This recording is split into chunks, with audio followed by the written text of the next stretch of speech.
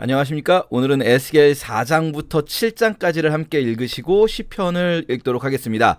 에스겔 3장까지 해서 1장에서 하나님의 보좌를 환상을 보고 2장에서 하나님께서 두루마리를 먹고 가서 전해라 하셨는데 3장에서 이제 그 두루마리를 먹고도 안전하고 있으니까 7일 후에 다시 나타나셔서 파수꾼의 이 비유를 말씀하시면서 너 가서 안전하면은 네 책임이야 라고 이제 하나님께서 약간의 협박성 멘트를 하셨죠. 그래서 이제 4장에서부터 바로 에스겔이 바벨론의 포로로 잡혀가 있는 델 아비브에 있는 포로들에게, 이스라엘 사람들에게 선포하는 내용이 담겨 있습니다.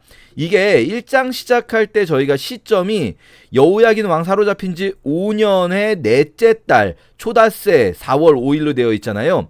그러면 이때부터 4장에서 우리가 볼 요 환상을, 예언을 하나님께서 그냥 예언하라고 하시지 않고 돌아 누워서 하라고 하시거든요. 이쪽으로 돌아 누워서 390일, 저쪽으로 돌아 누워서 40일. 이 390과 40이 이스라엘과 유다의 죄악을 1년을 하루로 쳐서 상징한다 해서 총 430일의 죄악을 담당하게 하시는데, 보세요.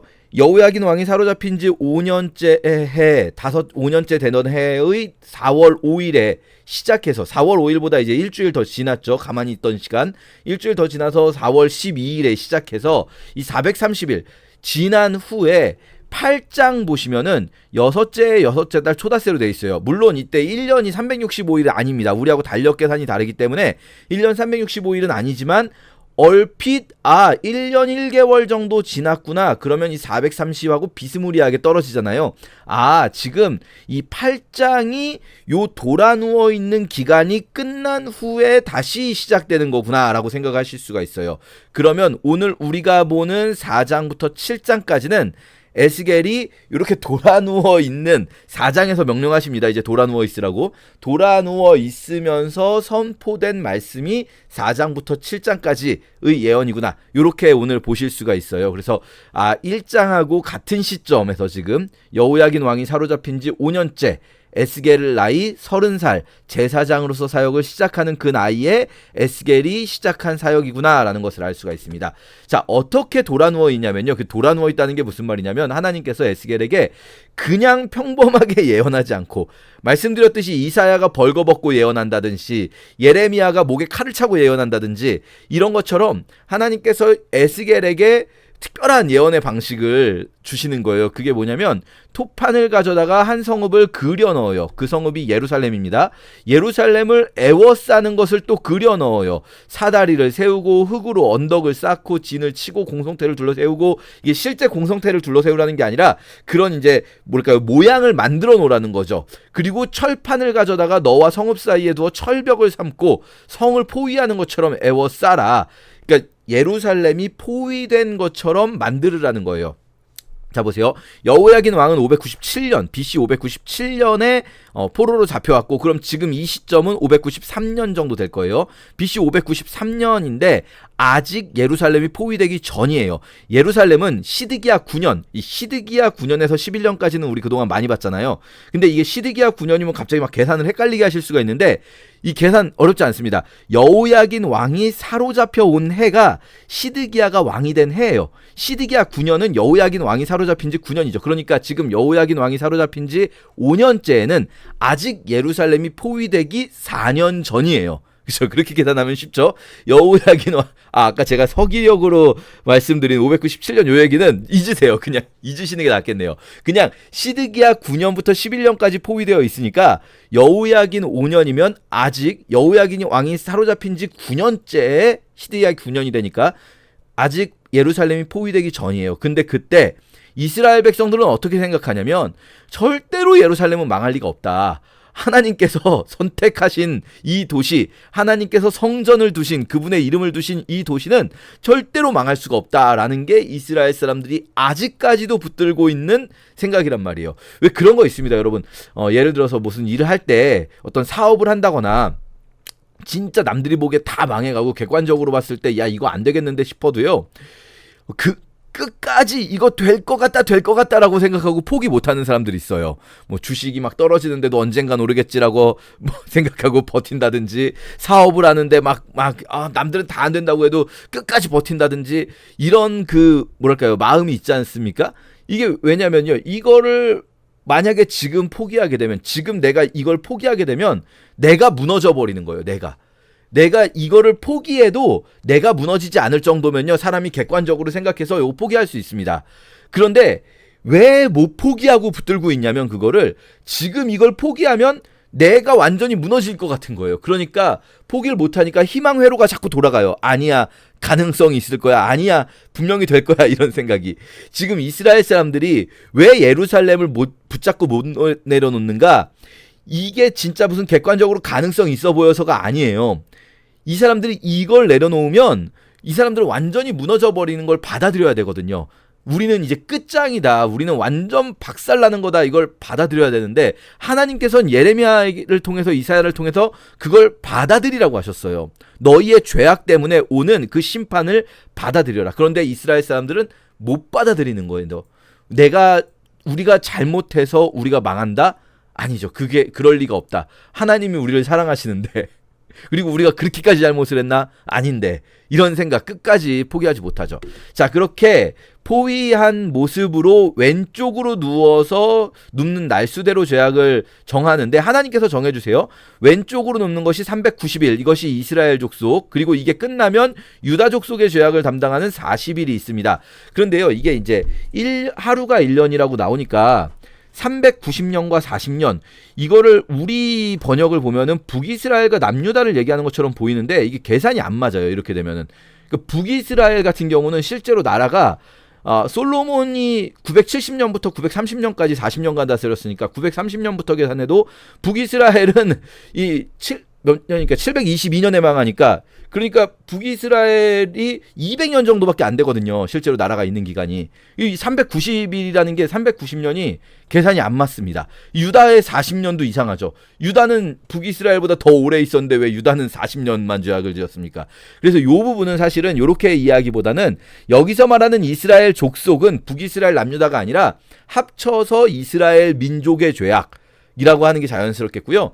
여기 40년은 유다만 남은 마지막 시간들을 이야기한다고 보면, 이 390년이 어떻게 하면은 연수가 얼추 맞게 되냐면, 다윗의 죽음부터 솔로몬 왕이 되는 970년부터 해서 이 지금 남유다까지 완전히 멸망하게 되는 586년까지, 970에서 580까지 하면은 대략 390년이 되죠. 그렇죠? 그래서 솔로몬부터 죄악이 시작되잖아요. 솔로몬부터 예루살렘의 멸망까지를 390년, 그리고 이 40년은 586년에서 뒤에 이제 포로 귀환이 536년입니다. 그러니까 요 기간, 이스라엘이 멸망했다가 포로가 돌아오는 기간까지를 40년으로 보면은 연대는 이게 딱 맞기는 해요. 근데 사실 뭐 그게 아니라, 이게 남유다와 북이스라엘이 맞는데 연대가 정확하게 역사적 연대를 쓴 것이 아니라 상징적 연대를 썼다.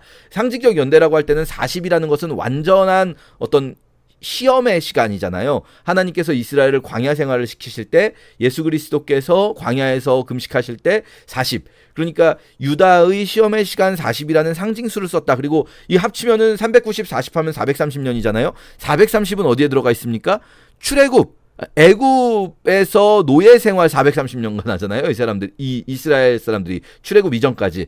그런 어떤 상징수를 썼다라고 해석을 해도 무리는 없습니다. 중요한 건 어떤 해석이 맞느냐가 아니라, 우리가 이 본문을 보면서 우리의 죄악을, 지금 우리 모두의 죄악, 우리 재산과 우리 조상들과 우리 민족의 죄악을 에스겔이라는 한 사람이 담당하고 누워 있다는 거예요. 여러분, 이거 계속 390일 동안 누워 있으면 어떻게 되겠습니까? 관절염 걸립니다. 이게 390일 동안 옆으로 누워가지고 일어나지도 못하고, 더군다나 이때 먹는 것도요, 390일 동안 보리와 밀과 콩과 팥과 조와 귀리를 가져다가 한 그릇 분량, 여기 보시면은 이 한 그릇 분량이 얼마나 되냐면, 요 분량이 나오는데요. 지금 못 찾았는데 갑자기 요만해요. 계산을 해보면. 그리고 물은 20세겔씩, 이 음식물이 20세겔, 음식물 20세겔이면요, 여러분, 우리 그 계산으로 500g 정도밖에 안 됩니다. 빵 한 덩어리 정도밖에 안 돼요. 조금 큰 빵. 하루에 요거 먹는 거예요. 500g짜리 빵. 그리고 물 6분의 1 흰이면요, 이게 뭡니까? 작은 우유 한 팩 있잖아요. 그거보다도 작아요. 그만큼씩 먹고 430일, 1년 넘게 그 시간을 보내야 되는 거예요. 이 결코 쉬운 일이 아닙니다. 그래서 이런 시간을 하나님께서 보내게 하시는 거예요. 에스겔 한 사람이 온 민족의 죄악을 몸에 지고 선포하게 하시는 거죠.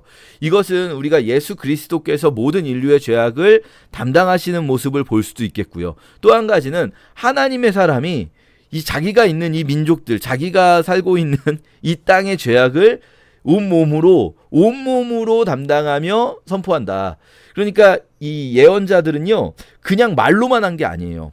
야, 니네들은 잘못했어, 니네들은 죄를 짓고 있어, 이게 아니라 그 민족의 죄악을 내가 жил머지고, 이사야는 벌거벗고, 예레미야는 목에 착고를 차고, 에스겔은 돌아 누워서 내가 그 민족의 죄를 내 몸으로 아파하면서 선포하는 거죠. 우리가 그리스도인들이 가끔씩 이 사람들의 이 시대의 악함을 이야기할 때 너무 그냥 말만 잘하는 경우가 있습니다. 이래서 나쁜 놈들이지, 이러면 안 되지, 이 시대가 이러면 안 되지, 뭐 이렇게 말만 잘하는 거죠. 그런데 정말로 아파하고 있는가? 내 몸으로 그 일을 위해서 뭔가를 하면서 내 몸으로 그 죄악을 담당하고 있는가? 이런 것들을 좀 생각해 볼 필요가 있습니다. 여기에서 이제 이 보리떡을 만드는 방식으로 이 음식물을 만들라고 하시거든요. 이 보리떡처럼 만들어 먹는다는 거는요, 보리떡이 제가 사실 그 연초에 설교도 했었죠. 이 보리떡이라는 거는요, 거의 노예들이나 종들 먹고 짐승들 주는 음식이에요. 보리떡 결코 좋은 음식이 아닙니다.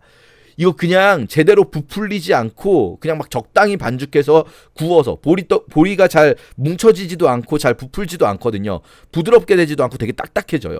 그러니까 적당히 만들어서 먹으라는 거예요. 심지어 인분의 불을 피워서 사람 똥으로 불을 피워서 그걸 구워 먹으라는 거예요. 사람들이 보는 앞에서, 그들의 목전에서 수치스러운 일을 하라는 거예요.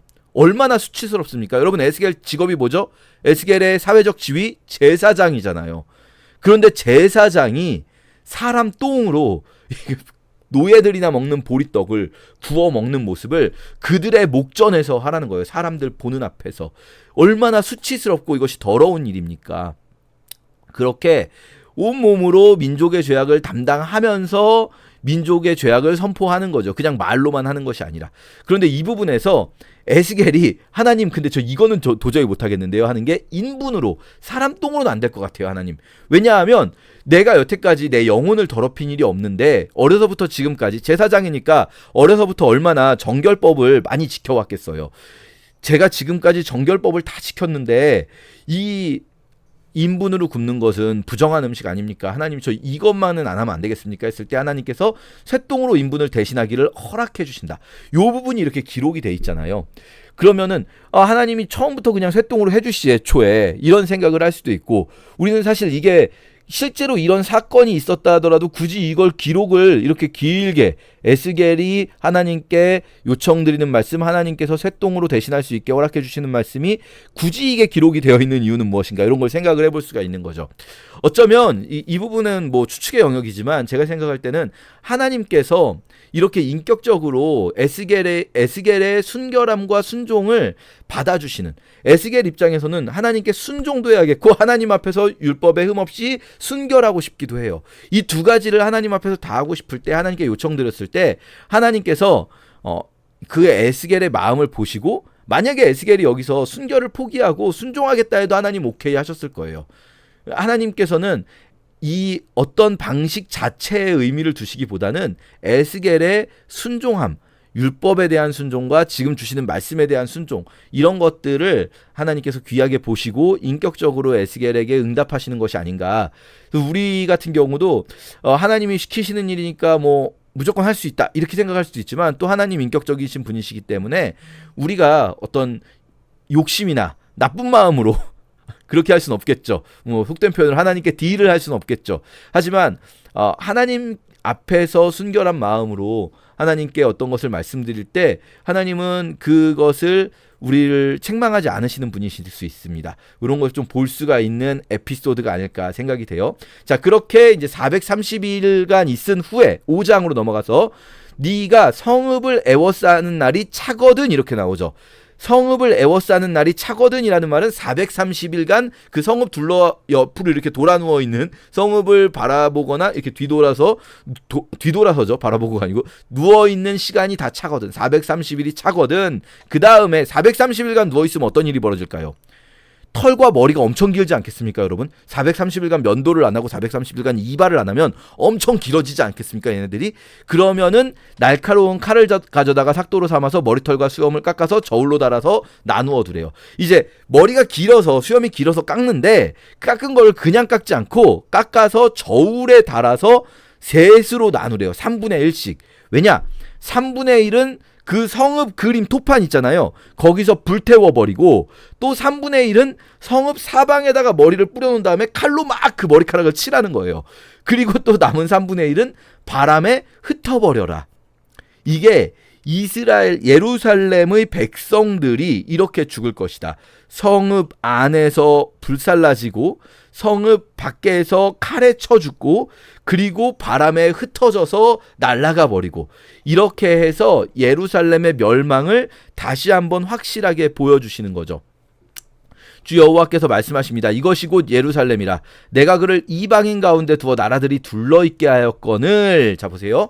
예루살렘의 위치를 하나님께서 일부러 그곳으로 정하셨다는 거예요. 그곳 어떤 곳인가? 나라들이 둘러있는 곳. 생각해보면요. 고대의 중요한 문명들 있잖아요. 메소포타미아 문명, 이집트 문명, 그리고 그리스 문명이 있습니다. 그리고 히타이트, 사실 고대 이 구약 시대에는 그리스보다는 히타이트라는 민족이 더 중요해요. 우리 성경에 해쪽 속으로 나옵니다. 이게 이제 터키 쪽이거든요. 이 지중해 세계와 히타이트 문명과 그리고 메소포타미아와 이집트 사이에 딱 낑겨 있어요. 이스라엘의 위치가. 이스라엘의 지정학적 위치가요. 여기 말씀하신 대로 이방인 가운데 두어 나라들이 둘러있게 한 거예요. 요게 아주 교묘한 위치입니다. 이스라엘의 위치는요. 실제 지도를 보시면요. 진짜 메소포타미아랑 이집트가 교류를 하려면 딱 이스라엘 통하지 않을 수가 없게 되어 있어요. 다른 데 길이 없어요. 왜 이런 곳에 두셨는가 할 수 있잖아요. 왜냐하면 하나님 기왕이면 우리를 산맥으로 둘러싸여서 되게 안전한 곳에 산맥이 쫙 둘러싸여 있는데 그 안에 있는 분지는 넓고 그 분지는 농사가 잘 되고 강도 흐르고 이러면 얼마나 좋아요. 방어하기에 쉽고. 그런데 하나님께서 이방인들이 다 돌아다닐 수 있는 이방인 가운데에 두어서 나라들이 둘러있게 하셨다는 거예요. 왜냐?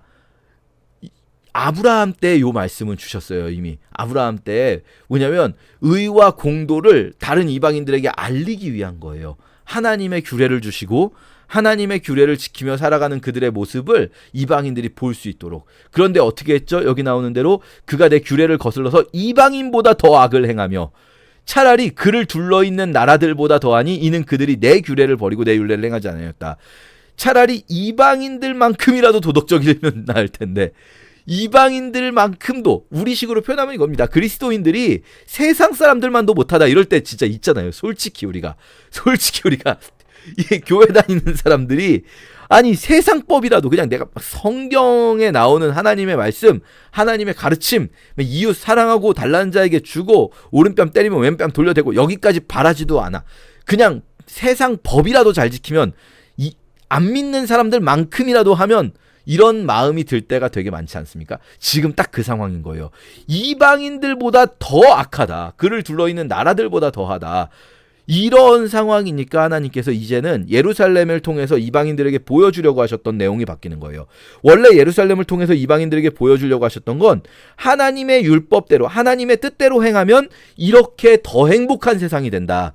안식일을 지키면서 이 사람들을 쉬게 해주고 노예들도 쉴 수 있게 해주고 안식년을 지키면서 빚을 탕감해주기도 하고 희년을 지키면서 이렇게 땅을 돌려주기도 하고 이거 말도 안 되는 규례 같지만 노예들을 7년 후에는 노예 해방을 시켜주고 말도 안 되는 규례 같지만 7일에 한 번씩은 일도 안 하고 쉬고 이러면 생산성이 떨어질 것 같지만 이렇게 살면 오히려 더 인간다운 삶을 살 수 있는 세상이 만들어진다는 걸 그거를 이방인들에게 보여주려고 이스라엘을 택해서 그 나라들이 둘러있게 하셨는데 이스라엘이 그걸 지키기는커녕 이방인들보다 더 악하게 살았어요. 그럼 이제 이스라엘을 거기에 두신 두 번째 목적이 이제 드러나는 거죠.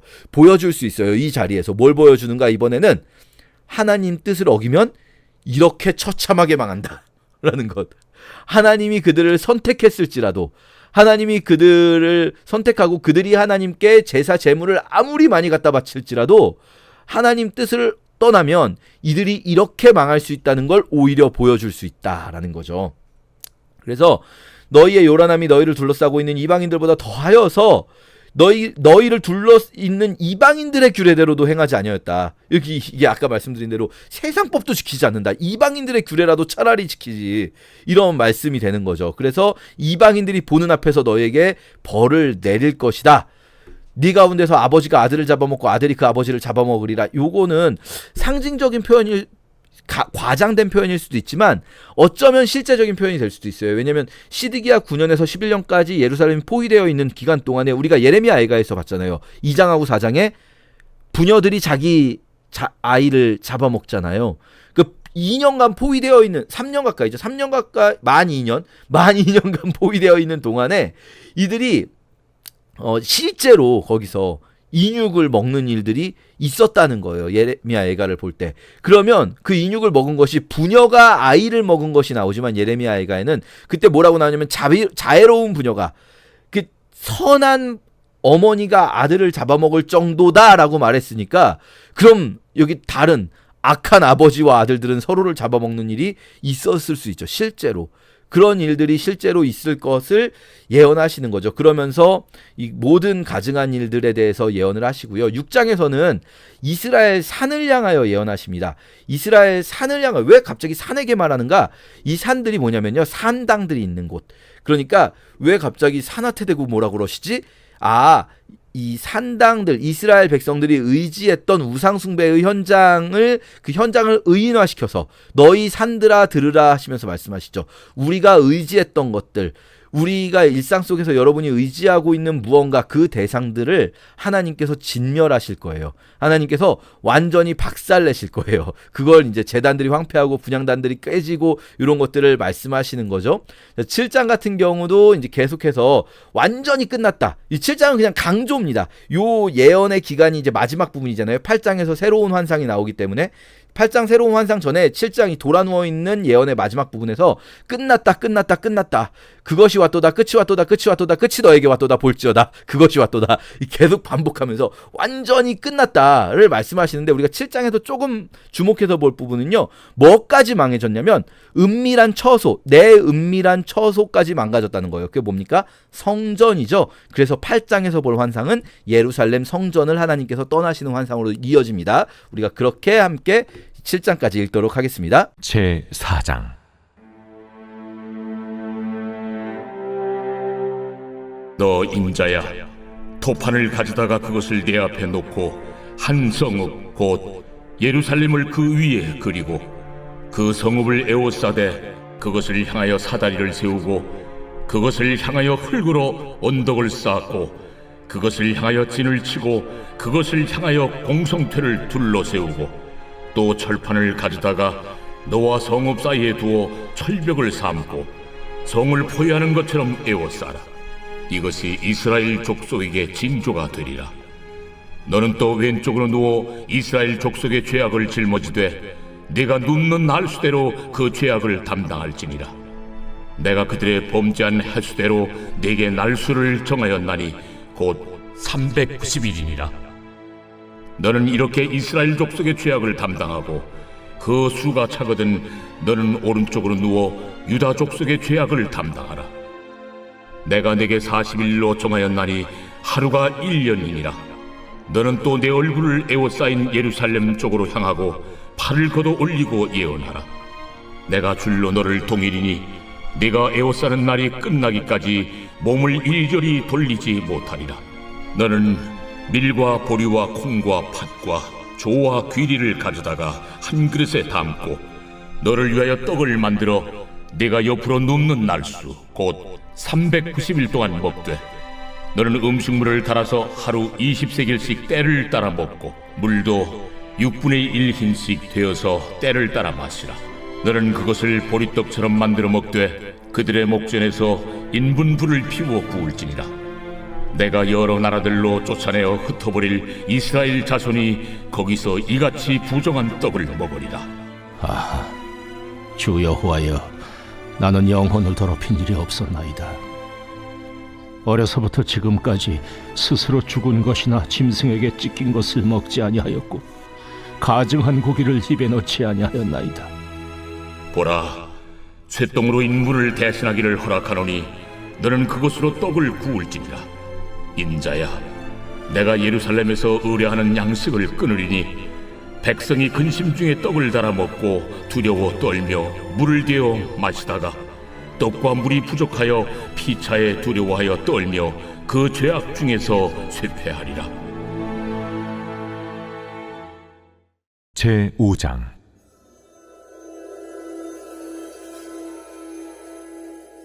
너 인자야, 너는 날카로운 칼을 가져다가 삭도로 삼아 내 머리털과 수염을 깎아서 저울로 달아 나누어 두라. 그 성읍을 에워싸는 날이 차거든 너는 터럭 3분의 1은 성읍 안에서 불사르고 3분의 1은 성읍 사방에서 칼로 치고 또 3분의 1은 바람에 흩어라. 내가 그 뒤를 따라 칼을 빼리라. 너는 터럭 중에서 조금을 내 옷자락에 싸고 또 그 가운데에서 얼마를 불에 던져 사르라. 그 속에서 불이 이스라엘 온 족속에게로 나오리라. 주 여호와께서 이와 같이 이르시되 이것이 곧 예루살렘이라. 내가 그를 이방인 가운데에 두어 나라들이 둘러있게 하였거늘 그가 내 규례를 거슬러서 이방인보다 악을 더 행하며 내 율례도 그리함이 그를 둘러있는 나라들보다 더하니 이는 그들이 내 규례를 버리고 내 율례를 행하지 아니하였음이니라. 그러므로 나 주 여호와가 말하노라. 너희 요란함이 너희를 둘러싸고 있는 이방인들보다 더하여 내 율례를 행하지 아니하며 내 규례를 지키지 아니하고 너희를 둘러있는 이방인들의 규례대로도 행하지 아니하였느니라. 그러므로 나 주 여호와가 말하노라. 나 곧 내가 너를 치며 이방인의 목전에서 너에게 벌을 내리되 내 모든 가증한 일로 말미암아 내가 전무후무하게 내게 내릴지라. 그리한즉 내 가운데서 아버지가 아들을 잡아먹고 아들이 그 아버지를 잡아먹으리라. 내가 벌을 네게 내리고 너희 중에 남은 자를 다 사방에 흩으리라. 그러므로 나 주 여호와가 말하노라. 내가 나의 삶을 두고 맹세하노니 네가 모든 미운 물건과 모든 가증한 일로 내 성소를 더럽혔은즉 나도 너를 아끼지 아니하며 궁유를 베풀지 아니하고 미약하게 하리니 너희 가운데서 3분의 1은 전염병으로 죽으며 기근으로 멸망할 것이요 3분의 1은 너희 사방에서 칼에 엎드러질 것이며 3분의 1은 내가 사방에 흩어버리고 또 그 뒤를 따라가며 칼을 빼리라. 이와 같이 내 노가 다한즉 그들을 향한 분이 풀려서 내 마음이 가라앉으리라. 내 분이 그들에게 다한즉 나 여호와가 열심으로 말한 줄을 그들이 알리라. 내가 이르되 또 너를 황무하게 하고 너를 둘러싸고 있는 이방인들 중에서 모든 지나가는 자의 목전에 모욕거리가 되게 하리니 내 노와 분과 중한 책망으로 네게 벌을 내린즉 너를 둘러싸고 있는 이방인들에게 네가 수치와 조롱거리가 되고 두려움과 경고가 되리라. 나 여호와의 말이니라. 내가 멸망하게 하는 기근의 독한 화살을 너희에게 보내되 기근을 더하여 너희가 의뢰하는 양식을 끊을 것이라. 내가 기근과 사나운 짐승을 너희에게 보내 외롭게 하고 너희 가운데 전염병과 사륙이 일어나게 하고 또 칼이 너희에게 임하게 하리라. 나 여호와의 말이니라.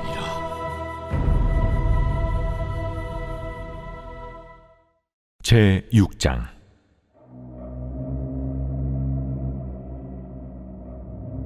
여호와의 말씀이 내게 임하여 이르시되 인자야, 너는 이스라엘 산을 향하여 그들에게 예언하여 이르기를 이스라엘 산들아 주 여호와의 말씀을 들으라.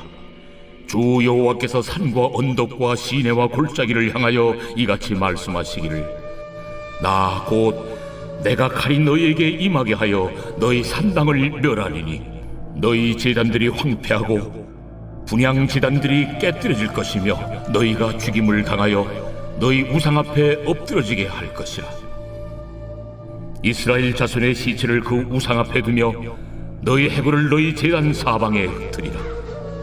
내가 너희가 거주하는 모든 성읍이 사막이 되게 하며 산당을 황폐하게 하리니 이는 너희 제단이 깨어지고 황폐하며 너희 우상들이 깨어져 없어지며 너희 분향 제단들이 찍히며 너희가 만든 것이 폐하여지며 또 너희가 죽임을 당하여 엎드러지게 하여 내가 여호와인 줄을 너희가 알게 하려 함이라.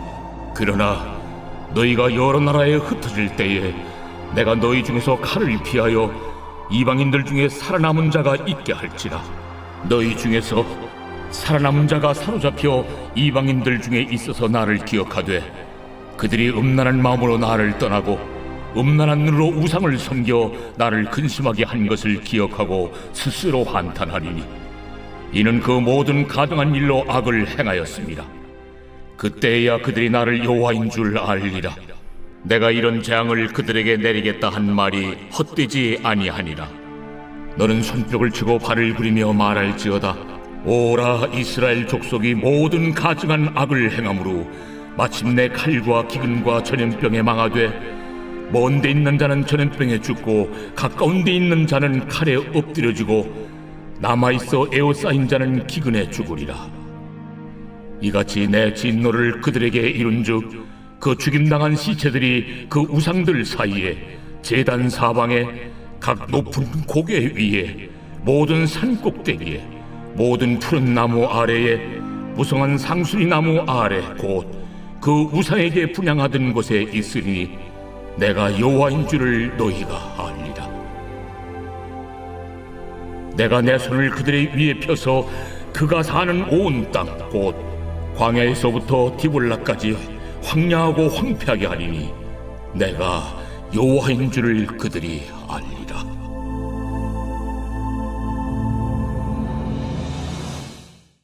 제 7장.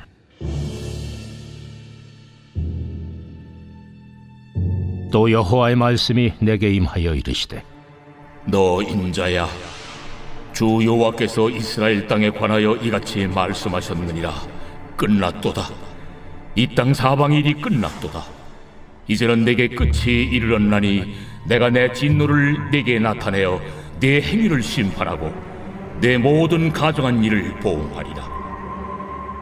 내가 너를 불쌍히 여기지 아니하며 궁휼히 여기지도 아니하고 내 행위대로 너를 벌하여 내 가정한 일이 너희 중에 나타나게 하리니 내가 여호와인 줄을 너희가 알리라. 재앙이로다. 비상한 재앙이로다. 볼지어다. 그것이 왔도다. 끝이 왔도다. 끝이 왔도다. 끝이 너에게 왔도다. 볼지어다. 그것이 왔도다. 이 땅 주민아, 정한 재앙이 내게 임하도다. 때가 이르렀고 날이 가까웠으니 요란한 날이요 산에서 즐거이 부르는 날이 아니로다. 이제 내가 속히 분을 내게 쏟고 내 진노를 내게 이루어서 내 행위대로 너를 심판하여 내 모든 가증한 일을 내게 보응하되 내가 너를 불쌍히 여기지 아니하며 긍휼히 여기지도 아니하고 내 행위대로 너를 벌하여 너의 가증한 일이 너희 중에 나타나게 하리니 나 여호와가 때리는 이임을 내가 알리라. 볼지어다. 그날이로다. 볼지어다. 임박하도다.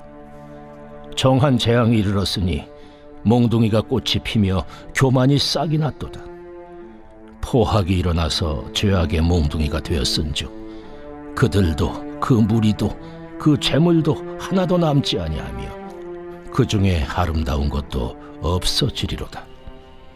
때가 이르렀고 날이 가까웠으니 사는 자도 기뻐하지 말고 파는 자도 근심하지 말 것은 진노가 그 모든 무리에게 임함이로다.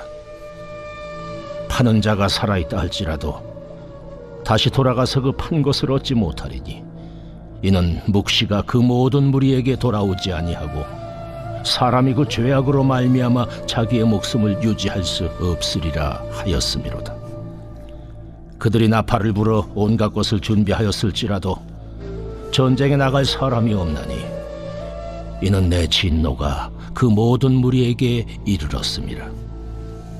밖에는 칼이 있고 안에는 전염병과 기근이 있어서 밭에 있는 자는 칼에 죽을 것이요 성읍에 있는 자는 기근과 전염병에 망할 것이며 도망하는 자는 산 위로 피하여 다 각기 자기 죄악 때문에 골짜기에 비둘기들처럼 슬피 울 것이며 모든 손은 피곤하고 모든 무릎은 물과 같이 약할 것이라. 그들이 굵은 배로 허리를 묶을 것이요 두려움이 그들을 덮을 것이요 모든 얼굴에는 수치가 있고 모든 머리는 대머리가 될 것이며 그들이 그 은을 거리에 던지며 그 금을 오물같이 여기리니 이는 여호와 내가 진노를 내리는 날에 그들의 은과 금이 능히 그들을 건지지 못하며 능히 그 심령을 족하게 하거나 그 창자를 채우지 못하고 오직 죄악의 걸림돌이 되미로다. 그들이 그 화려한 장식으로 말미암아 교만을 품었고 또 그것으로 가증한 우상과 미운 물건을 만들었은즉 내가 그것을 그들에게 오물이 되게 하여 타국인의 손에 넘겨 노략하게 하며 세상 악인에게 넘겨 그들이 약탈하여 더럽히게 하고 내가 또 내 얼굴을 그들에게서 돌이키리니 그들이 내 은밀한 처소를 더럽히고 포악한 자도 거기 들어와서 더럽히리라. 너는 쇠사슬을 만들라. 이는 피 흘리는 죄가 그 땅에 가득하고 포악이 그 성읍에 찼음이라. 내가 극히 악한 이방인들을 데려와서 그들이 그 집들을 점령하게 하고 강한 자의 교만을 그치게 하리니 그들의 성소가 더럽힘을 당하리라. 패망이 이르리니 그들이 평강을 구하여도 없을 것이라. 환난에 환난이 더하고 소문에 소문이 더할 때에 그들이 선지자에게서 묵시를 구하나 헛될 것이며 제사장에게는 율법이 없어질 것이요 장로에게는 책략이 없어질 것이며 왕은 애통하고 고관은 놀람을 옷 입듯하며 주민의 손은 떨리리라. 내가 그 행위대로 그들에게 갚고 그 죄악대로 그들을 심판하리니 내가 여호와인 줄 그들이 아니라. 제97편 여호와께서 다스리시나니 땅은 즐거워하며 허다한 섬은 기뻐할지어다. 구름과 흑암이 그를 둘렀고 의와 공평이 그의 보좌의 기초로다. 불이 그의 앞에서 나와 사방의 대적들을 불사르시는도다. 그의 번개가 세계를 비추니 땅이 보고 떨었도다. 산들이 여호와의 앞 곧 온 땅의 주 앞에서 밀랍같이 녹았도다. 하늘이 그의 의를 선포하니 모든 백성이 그의 영광을 보았도다. 조각한 신상을 섬기며 허무한 것으로 자랑하는 자는 다 수치를 당할 것이라. 너희 신들아 여호와께 경배할지어다. 여호와여, 시온이 주의 심판을 듣고 기뻐하며 유다의 딸들이 즐거워하였나이다. 여호와여, 주는 온 땅에 지존하시고 모든 신들보다 위에 계시니이다. 여호와를 사랑하는 너희여, 악을 미워하라. 그가 그의 성도의 영혼을 보존하사 악인의 손에서 건지시느니라. 의인을 위하여 빛을 뿌리고 마음이 정직한 자를 위하여 기쁨을 뿌리시는도다. 의인이여, 너희는 여호와로 말미암아 기뻐하며 그의 거룩한 이름에 감사할지어다.